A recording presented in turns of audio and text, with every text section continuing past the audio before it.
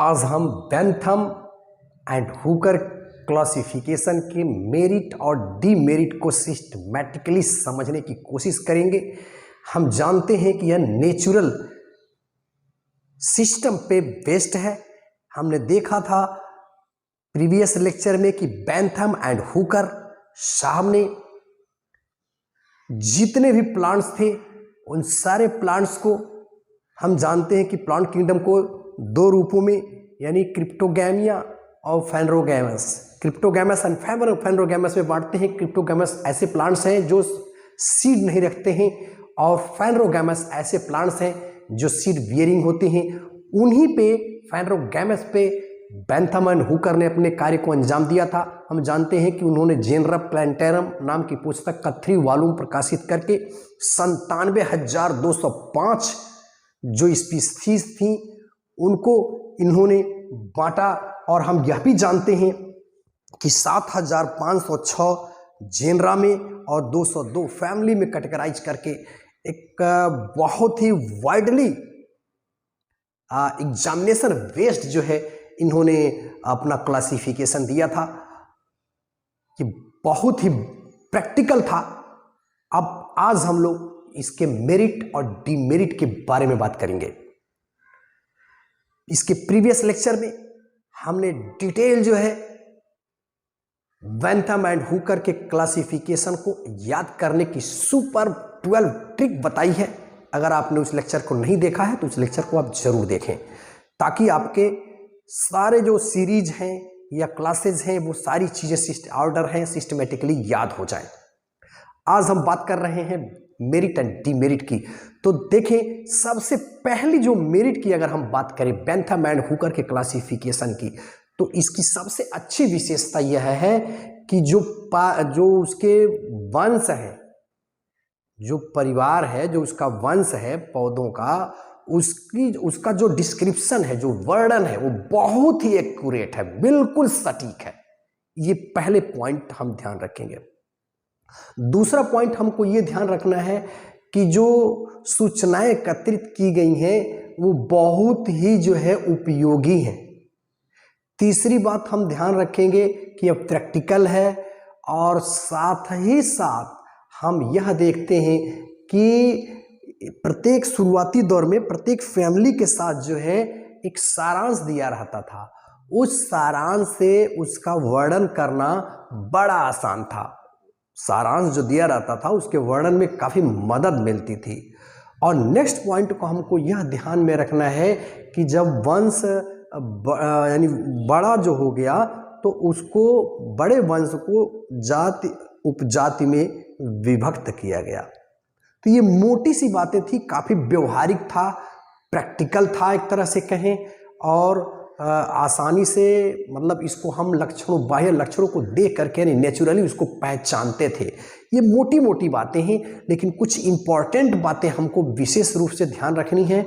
वो इम्पॉर्टेंट बातें हम सिस्टमेटिकली कैसे याद रखें उसको हमने सजाने की कोशिश की है। आप ध्यान से उसको देखेंगे और इसे नोट बना लीजिए जिससे आपके दिमाग में यह रिकॉर्ड रहेगा। सबसे पहला पॉइंट हमको ध्यान में यह रखना है कि जो फेनरोगैम्स की सबसे पहला जो ऑर्डर है, आज भी आज के टैक्सोनॉमिस्ट भी यह मान रहे हैं कि बेंथम एंड हुकर ने सबसे पहले जो रेनल्स को लिया था, वो यानी रेननकुलेसी जो पहली फैमिली है इसी से रिलेटेड है, वो सबसे बिगिनिंग में आती है, सबसे पहले आती है। इसको आज के भी साइंटिस्ट एक्सेप्ट कर रहे हैं। तो ये सबसे बड़ी विशेषता है बेंथम एंड हुकर के क्लासिफिकेशन की।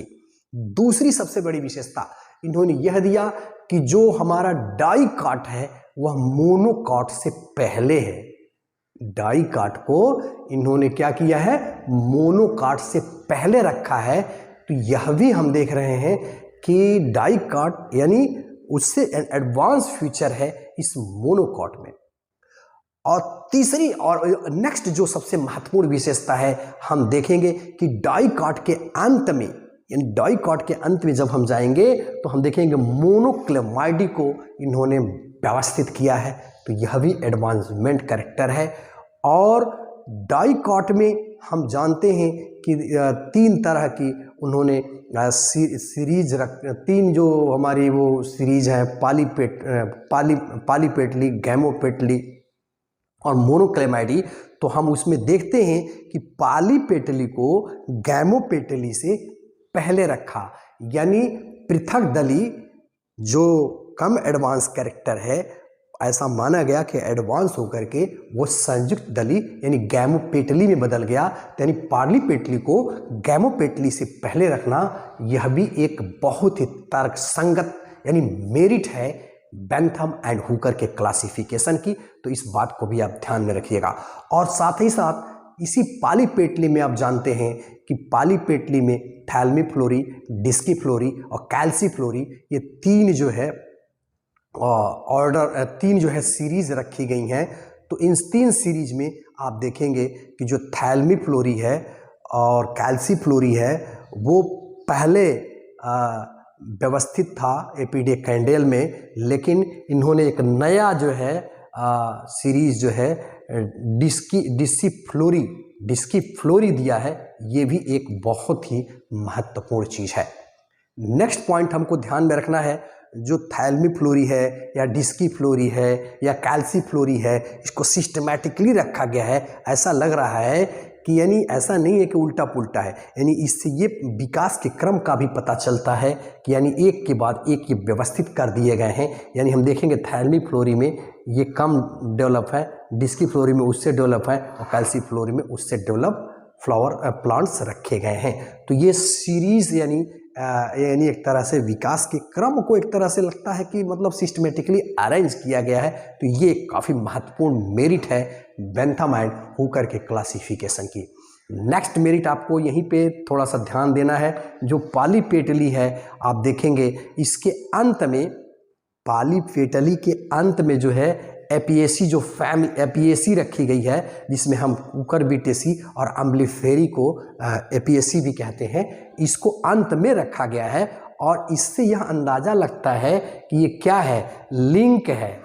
ये एपिएसी जो है लिंक है बिटवीन पालीपेटली एंड गैमोपेटली, यानी पालीपेटली और गैमोपेटली के बीच का यह एक लिंक यानी कड़ी को दर्शाने लगता है। इस तरह से व्यवस्थित इन्होंने किया है। नेक्स्ट पॉइंट, जो डिस्प्यूटेड फैमिली थी उनको इन्होंने क्या किया, एक अलग से ऑर्डिनेंस एनोमैली में इन्होंने कैटेगराइज कर दिया कि इसके अंदर डिस्प्यूटेड फैमिलीज को कैटेगराइज कर दिया गया। तो ये भी एक मेरिट है। नेक्स्ट मेरिट पे हम बात करेंगे कि जो बाइसेक्सुअल जो प्लांट्स हैं उसको यूनिसेक्सुअल से पहले रखा गया। तो यह भी बड़ी इसकी विशेषता है, यानी ये यूनिसेक्सुअल एडवांस है और ये जो है थोड़ा सा कम एडवांस है। इसमें अगर हम देखें, थोड़ा सा ध्यान दें, तो जो लिलिएसी है, लिलिएसी ये पाल्मेसी एंड एरेकेसी के पहले रखा गया है। तो ये भी एक इसकी मेरिट है। नेक्स्ट मेरिट पे हम बात अगर करें तो ग्लूमेसी जो फैमिली है, जो ग्लूमेसी है, उसमें हम जानते हैं कि कम फ्लावर होते हैं, फ्लावर की मात्रा काफ़ी कम होती है, घटती चली जाती है। तो इसीलिए आप देखेंगे कि इसको जो सबसे ज़्यादा फ्लावर वाले मतलब प्लांट्स हैं उसके बाद यानी सबसे अंत में रखा गया है। तो यह भी एक इसका मेरिट है बेंथम एंड हुकर के क्लासिफिकेशन की। नेक्स्ट मेरिट की अगर हम बात करें तो उस समय ये जो फाइलोजेनी की बात की जा रही है आज की, फाइलोजेनी के आधार पे इस बेंथम एंड हुकर के सिस्टम का क्रिटिसिज्म भी होता है, आलोचना भी होती है कि फाइलोजेनी के तरफ कोई प्रकाश नहीं डालता है। तो आप जानते हैं कि ये जब यह सिस्टम दिया गया था बेंथम एंड हुकर का सिस्टम, तो लेमार्क और जो वैलेट थे उनके पहले का ये सिस्टम है। तो इसलिए इन्होंने उस फाइलोजेनी को ध्यान में ही बिल्कुल इसके बारे में कंसीडर ही नहीं किया था, सोचा ही नहीं था। तो इस बेस पे इसको क्रिटिसाइज करना ये गलत बात है। तो ये नो अटेंशन ऑन फाइलोजेनी, तो ये सब भी एक इनका मेरिट है। तो ये है मेरिट। अब हम बात करते हैं डीमेरिट की।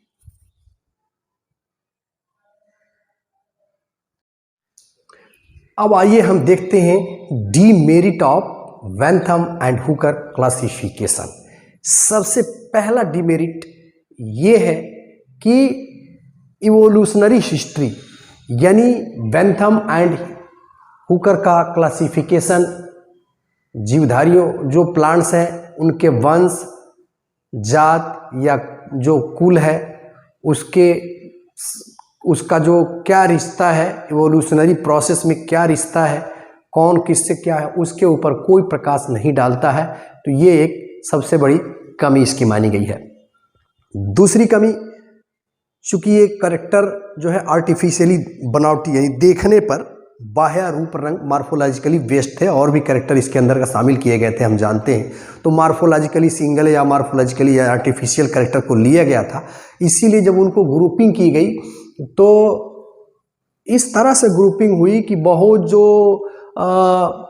पास पास रहने वाले जो फैमिलीज थे, प्लांट्स थे, उनको उनके लक्षणों के ऊपर, बाह्य लक्षणों के ऊपर ही देखा गया था।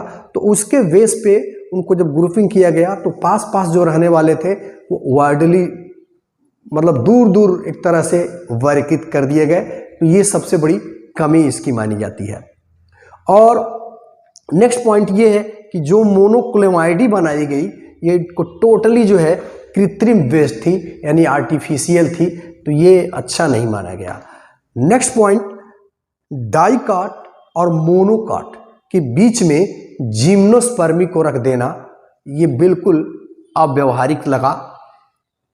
तो ये नेक्स्ट कमी इस सिस्टम की मानी गई।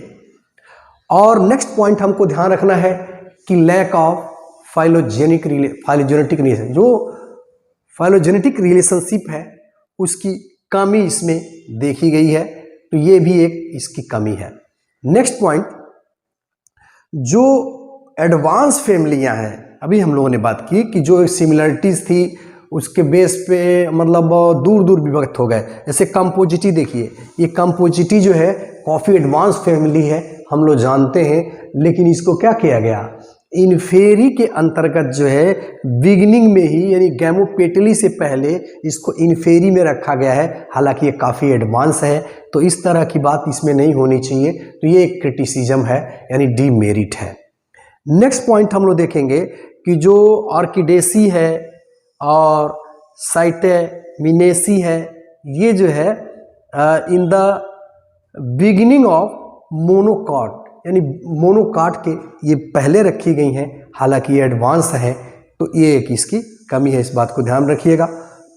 और मेन बात हम देखेंगे जो फैमिली लिलिएसी है और एमराइलिडेसी है, इनके अंदर काफ़ी जो है सिमिलरिटीज है, समानता है, लेकिन फिर भी इन्हें जो है अलग अलग रखा गया है।